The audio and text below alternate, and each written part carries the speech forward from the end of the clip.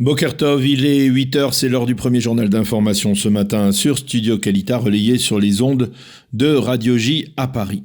L'information majeure de ces dernières heures, c'est bien évidemment l'élimination par les forces aériennes américaines du général Qassem Soleimani, le commandant des forces Al-Quds des gardiens de la révolution iranienne.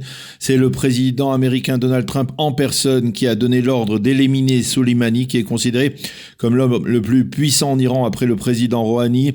Soleimani et 6 de ses lieutenants ont été éliminés par des hélicoptères de combat de l'armée de l'air américaine, alors qu'ils se trouvaient dans 2 véhicules à l'intérieur de l'aéroport ou à proximité de l'aéroport international de Bagdad. L'une des autres personnes éliminées avec Soleimani est Abu Mahdi el-Muhandis, le vice-commandant de toutes les milices chiites. On estime que l'élimination spectaculaire de Soleimani la nuit dernière et la riposte américaine à l'assaut donné mardi dernier par des militants pro-iraniens contre l'ambassade américaine à Bagdad, un assaut qui avait coûté la vie à un citoyen américain.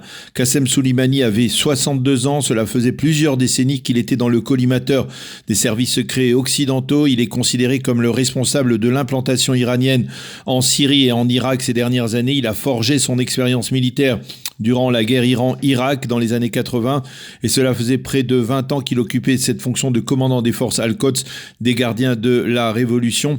Il était aussi considéré par Israël comme le responsable de l'attentat contre le bâtiment de la communauté juive argentine à Buenos Aires en 1994. En tant que chef des gardiens de la Révolution ou de Al-Quds, de la brigade Al-Quds des gardiens de la Révolution, Soleimani a développé des liens entre son mouvement et le Hamas, ce qui inclut le transfert de centaines de millions de dollars au mouvement terroriste palestinien et à la formation militaire des hommes du Hamas, donc au sein de ces brigades des gardiens de la Révolution. Selon les services de renseignement, plusieurs milliers d'agents iraniens sont sous ses ordres. Ils ont pour mission d'exporter la révolution iranienne à travers le monde. Les réactions officielles iraniennes n'ont pas tardé à cette élimination. À Téhéran, on considère qu'il s'agit là d'une véritable déclaration de guerre. Notre réaction se produira par le biais d'une attaque contre des cibles américaines, ont déclaré des responsables iraniens. Aux États-Unis, les élus républicains saluent cette élimination, tandis que du côté démocrate, on la critique et l'on affirme que le président Trump conduit les États-Unis vers une guerre, je cite, illégale avec l'Iran, sans en avoir obtenu l'aval du Congrès. Côté israélien, Binyamin Netanyahou a déclaré d'Athènes, où il se trouve, qu'Israël soutenait pleinement les démarches entreprises par les Américains, ainsi que son droit à se défendre et à protéger ses citoyens. Une annonce faite ce matin par le porte-parole de Tzahal est importante. Le site du Mont Hermon sera fermé aujourd'hui au public. L'explication de cette fermeture n'a pas été fournie, mais l'on considère qu'il s'agit là d'une mesure préventive de l'armée israélienne en raison de la tension provoquée par l'élimination de Qassem Soleimani. Binyamin Netanyahou a participé hier soir à Athènes à la cérémonie officielle de signature de l'accord tripartite qui va permettre à Israël, à l'île de Chypre et à la Grèce d'acheminer vers l'Europe d'immenses quantités de gaz des puits forés sous la plateforme Léviathan au large des côtes d'Israël vers l'Europe, en passant donc par Chypre, la Grèce et même l'Italie. Le Premier ministre israélien a affirmé dans son intervention hier que ce projet ne menaçait personne, allusion à la Turquie, et il a salué la coopération entre les 3 pays sur le plan énergétique.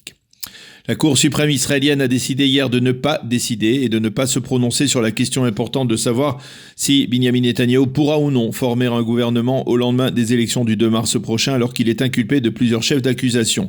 Les juges ont de facto adopté l'avis du conseiller juridique du gouvernement, Avichai Mendelblit, qui avait lui aussi refusé de se prononcer en prétendant qu'il ne statuait pas sur des questions d'ordre théorique. Cependant, on peut, dans le verdict prononcé par la présidente de la Cour, déceler plusieurs indices qui permettent de penser qu'au lendemain des élections, lorsque la question ne sera plus théorique mais pratique, eh bien, les juges ne manqueront pas de s'exprimer. Ils ont en effet considéré cette question comme tout à fait jugeable et par ailleurs, ils ont effacé purement et simplement la requête des plaignants. Un groupe de 70 intellectuels, experts du monde de la haute technologie et universitaires. En effaçant cette requête, ils permettent à ce groupe de redéposer un nouveau recours au lendemain des élections. Au sein du parti bleu-blanc, on est déterminé à tout mettre en œuvre pour empêcher Benyamin Netanyahou de bénéficier de l'immunité parlementaire. Et pour ce faire, dans la conjoncture actuelle très complexe, on envisage même de destituer l'actuel président de la Knesset, Yuli Edelstein. Motif, Edelstein a l'intention de bloquer toute initiative qui pourrait permettre à Bleu-Blanc de former la commission de la Knesset, qui est la seule habilitée à débattre de l'immunité du Premier ministre. Sans le blocage d'Edelstein, il sera peut-être possible à Bleu-Blanc de former une telle commission, ce qui sera malgré tout très difficile, dans la mesure où, vous le savez, la 22e Knesset est actuellement dissoute. Quoi qu'il advienne, on a l'intention au sein de Bleu-Blanc d'enfourcher ce cheval de bataille parce qu'on a le sentiment que la demande d'immunité parlementaire déposée par le Premier ministre n'est pas particulièrement populaire dans l'opinion publique et que par conséquent il s'agit là d'un catalyseur important pour mobiliser l'électorat du parti Bleu-Blanc et même pour l'élargir en perspective des élections du 2 mars prochain.